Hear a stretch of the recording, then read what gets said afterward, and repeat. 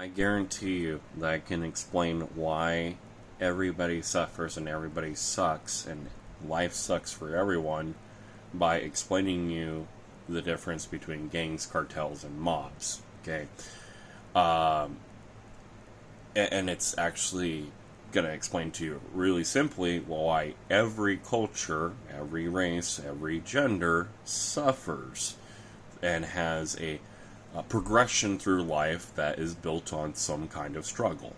Right? So, what is the difference between cartels, mobs, and gangs? Well, cartels are, economically, structurally based. They are built around their product. Take, for example, Cali Cartel, Kazi Cartel, the Sinaloa Cartel. Those were built around marijuana, cocaine, methamphetamine. That was their product. That was they push. They build their whole structure around that. And what they offer and how they recruit is by sheer business opportunity. If you're one of them, you're making money. But if you're one of them, you're in it for life, right? Now, you'll look at that, okay, and then now what's the difference with mobs? Well, they're also a business mentality, but they're less about a structural mentality. They are built more about a business opportunity. They see that they can rapidly build capital by doing something incredibly illegal, usually whores, drugs, something of that nature. And they will have strict rules about how they do it because they don't want to attract a lot of attention at first. And then they will then take that money and put it into a business, and we call this structuring, where they put it into a legitimate business that has a lot of small cash inflow where you can basically inflate your numbers, all right? And that's what they do, okay? They take their illegitimate blood drug money, their illegal money, and then they put it into a business that, like a strip club or a casino or a massage parlor or something. And sometimes those businesses even do things illegal on the side, and then they just take for example the Yakuza, okay? They'll have a massage parlor and then they'll have prostitutes going through it and they'll be like, oh, they're just falling in love for 20 minutes. Now, that wouldn't really work in the United States because different laws and how they're written and all that, yada yada. So now the real popular one in the United States is casinos. You'll see that a lot of casinos have connections to various different mobs. And this is a way for them to launder their money and make it clean. Okay? And that's how they do it. And then if they get far enough along into it, they might stop their illegal business altogether. Now, cartels, again, they're around a product. Sometimes their product is not necessarily illegal. They just enforce the price, how much of it gets sold, and then, how much of it is used. Take, for example, in Brazil and South America, a lot of their cartels are built around gems, emeralds, rubies, sapphires, stuff like that, right? So all of these are built around financials, and you might be wondering, how does that explain why, life sucks for everyone? Well, they're just about money, okay? They're a business opportunity, and they're usually in a land where there are no business opportunities. That's a different kind of struggle. But, sometimes you have a business where there shouldn't be struggles, but there is for no reason, and then you have a cartel like the American Raisin Cartel, and that one is built off of U.S. government corruption. Yes, they're U.S. government backed. They set prices artificially on raisins, and then they try to crush and belittle and bully anybody that doesn't follow their set price guidelines. And they're a borderline cartel. They are, it's taking one guy battling them, and it's been a brutal economic battle for that one individual. But the reality is he cannot make it under their price guidelines because their goal is to bleed him dry and then take all the profit. Now, let's talk about gangs. Why are they different than a mob or a cartel? Because they're a cultural-based identity. They are not built off of economics. They're not built off of an economic structure. They're not built off of a business opportunity. Their recruitment process is built culturally. Okay, you're their target. Now, they do drugs, they do whores, they do all these things, and they do them because that's their product. That's how they generate their money. But how they recruit is not built around that. They recruit based off an ideology or some kind of cultural identity, and they specifically go off of that. And I can give you plenty of examples. Take, for example, the Bloods. Okay, they propagate this false identity of this is what a tough black man should be, and they put that up there, and that's how they recruit. Okay, you look at neo-Nazis. You know, they have this racial ideology of white Aryan superiority, and that's how they recruit. Okay, it's brutal, it's effective, and it's efficient. They try to pick a demographic of people who are struggling, who are not doing well in life, and they recruit from them. Mm-hmm. And here's the other thing. It continues on. I can give you even more examples. Okay, triads. That's how they recruit. They target Chinese Asian immigrants because usually they're struggling when they come to the United States. And they recruit through them and everything, and they start offering, free housing and alcohol and, money. And they get a lot of numbers very quickly. The best way the United States actually broke up a lot of the triads was to just make it easy for people fleeing communism to immigrate to the United States. They made it easier. They offered financial aid and support, and suddenly the triads disappeared overnight. Okay, because the United States government saw them as a problem and removed the struggle. Okay. Now here's the problem is that politics lately have been fighting the ideologies of just helping people. Okay. And that's the problem. Now you look at that and everything, okay, and then what's another one? So, neo-Nazis, blah, blah, blah. Hell's Angels, okay. Hell's Angels is a very interesting one. Firstly, when you go interact with those guys, a lot of them are very respectful. But I'll tell you right now, a lot of them probably have their hands washed in blood. If you don't disrespect them, they're not on your back, okay? They have no reason to fuck with you, okay? If you're not buying drugs from them, they have no reason to fuck with you, right? So they create this atmosphere, okay? And this one is called publicity, okay? The Yakuza do it too, even though they're more of a mob. They're less of a cultural mentality and more of a mob, right? The Yakuza started out as a gang and evolved into a mob. They had a cultural mentality built around the old samurai era and Japanese superiority and things like that, because the Japanese government kind of cracked down on, samurai and honor and things like that, even though the reality of history is that samurai had no fucking honor, which is why the whole code of Bushido even cropped up, right? Now, Hell's Angels, they have the same sort of thing where they have really good publicity, okay? They shield children in court. They surround children so they don't have to look at their molester, okay? They do really good things, and maybe they believe in it, maybe they don't. It doesn't matter. It's really good publicity, okay? But where do they recruit from? Well, they find struggling mechanics. I'm going to tell you right now, mechanics, they struggle. They struggle very, very fucking hard. Yes, there's a lot of money in cars, but sometimes you work 6 months on a just endless number of cars and you don't even see your first paycheck for 6 whole ass months. Okay? The money is there, but the money doesn't come immediately. It's a big, long process.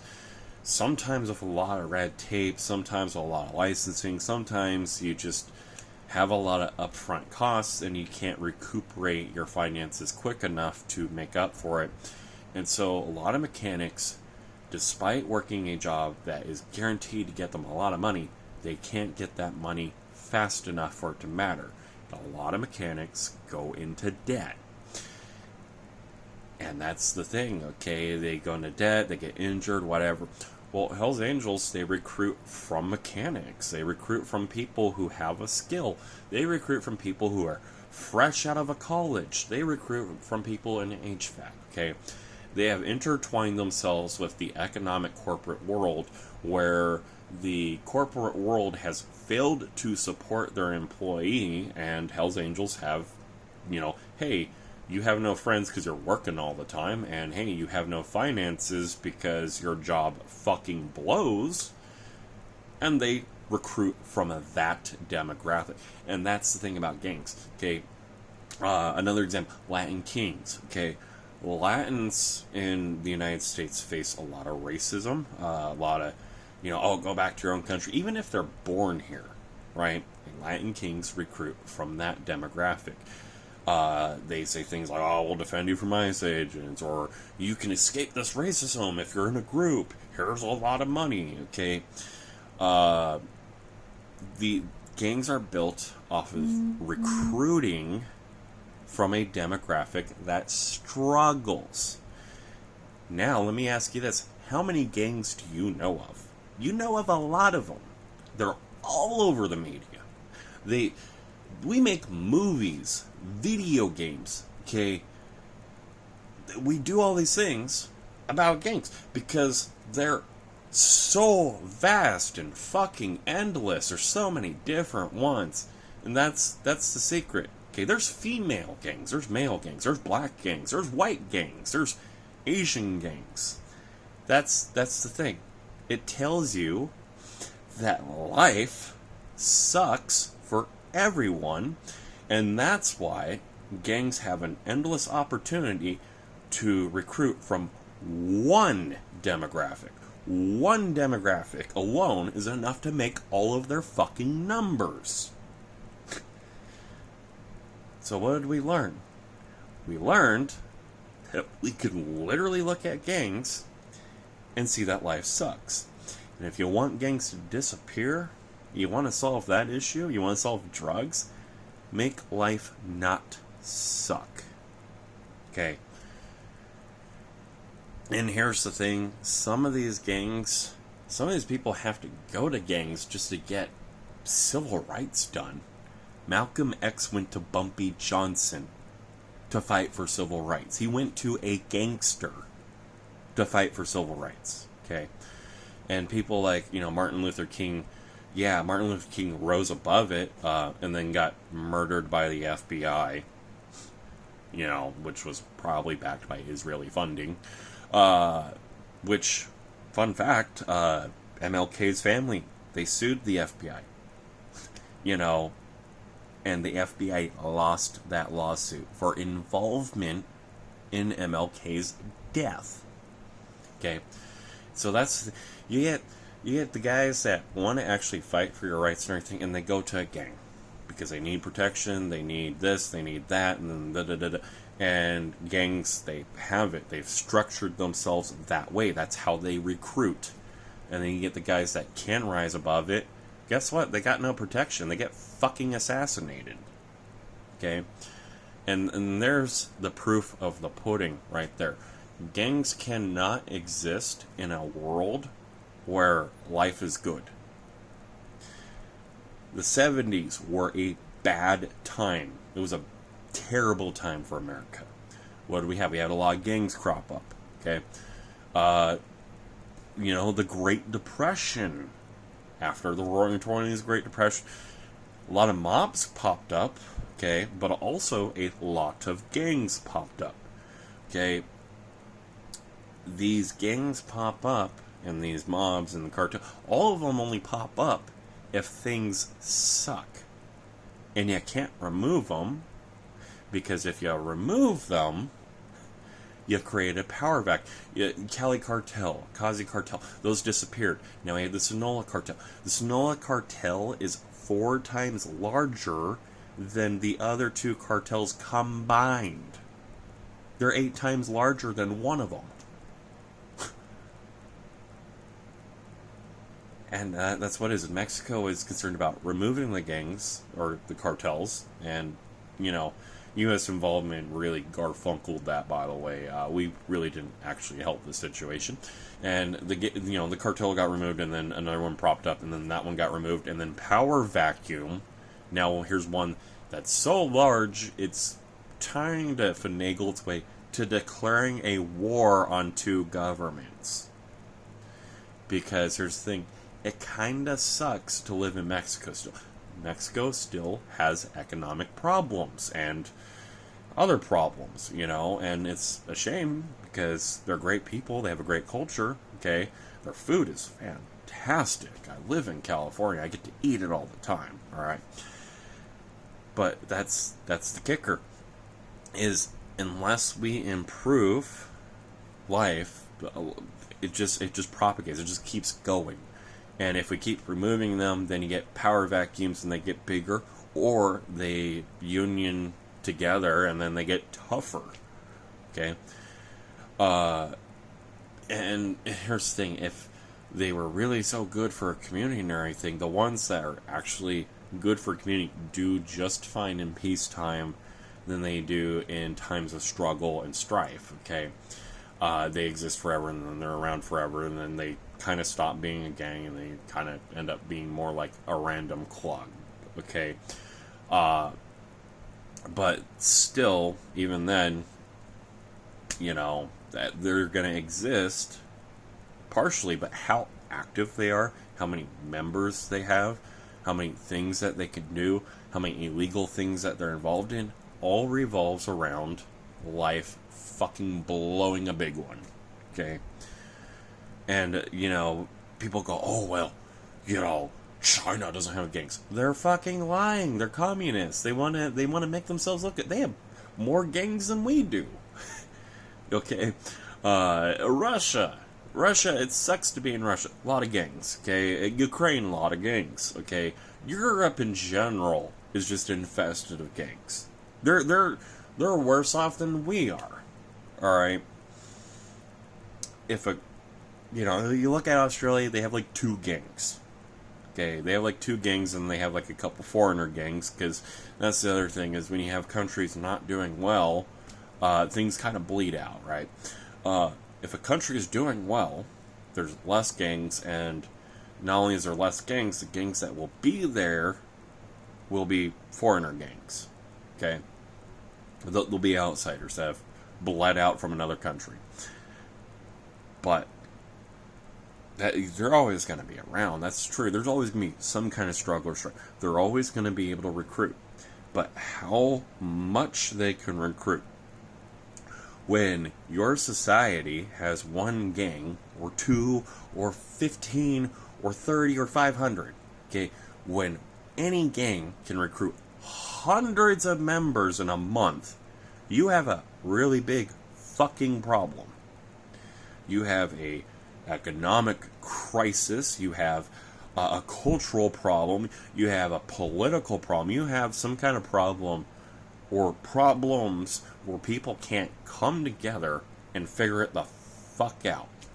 And if you look at the United States, okay, we have all these people, oh, white people have never struggled, oh, these black people are rude and ignorant, blah, blah, blah, blah. Okay, people do that shit, and it's like, you're not coming together to solve the issue, and gangs prove that you are redundant and that you are a fucking fool.